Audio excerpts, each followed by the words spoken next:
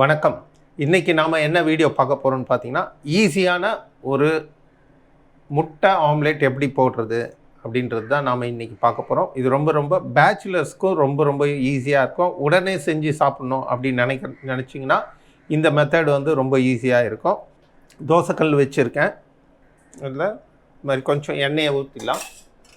எண்ணெயை ஊற்றிட்டு இது ஃபுல்லாக, ஏன்னா அது ஒட்டக்கூடாது, அதனால் பரவலாக அந்த எண்ணெய் இருக்கிற மாதிரி நம்ம இது பண்ணிடுவோம். இப்போ வந்து தோசைக்கல் நல்லா சூடாக இருக்குது. நம்ம இந்த முட்டையை இப்படி உடைச்சிட்டு இந்த எல்லோ அப்படியே உடைக்கும் போது எல்லோவும் உடைஞ்சிடுற மாதிரி ஊற்றிடுங்க. எல்லோ தனியாக இருக்க வேண்டிய அவசியம் இல்லை. பார்த்திங்கன்னா தெரியும் உங்களுக்கு. ஸோ இந்த மாதிரி ஊற்றிடுங்க. அவ்வளோதான். ஊற்றிட்டு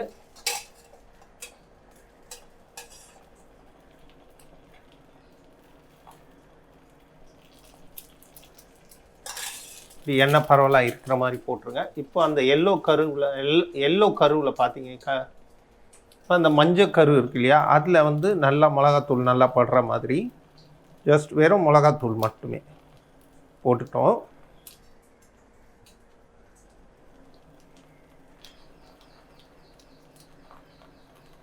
இது பரவலாக, இந்த மிளகாத்தூள் பரவலாக இருக்கிற மாதிரி பண்ணிடுங்க.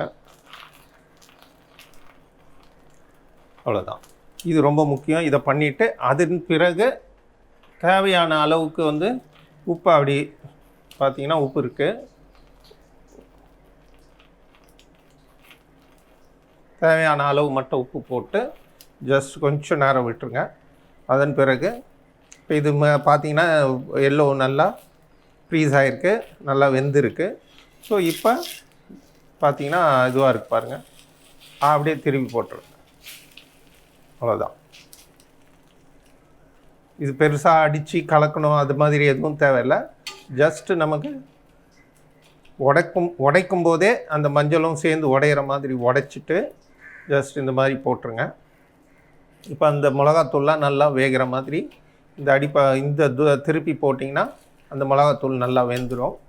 ஸோ வேகிற வரைக்கும் அதை அலோவ் பண்ணுங்கள். பார்த்திங்கன்னா தெரியும்.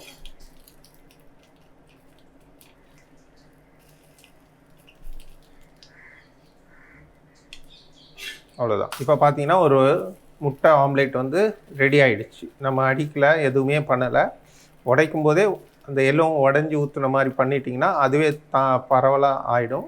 அதன் மேலே மிளகாத்தூள் உப்பு போட்டு எடுத்துட்டிங்கன்னா இதுவே ஒரு டேஸ்டியான ஒரு முட்டை ஆம்லேட்டாக நமக்கு கிடைக்கும். இப்போ நம்ம இந்த ஸ்டவ்வை ஆஃப் பண்ணிக்கலாம்.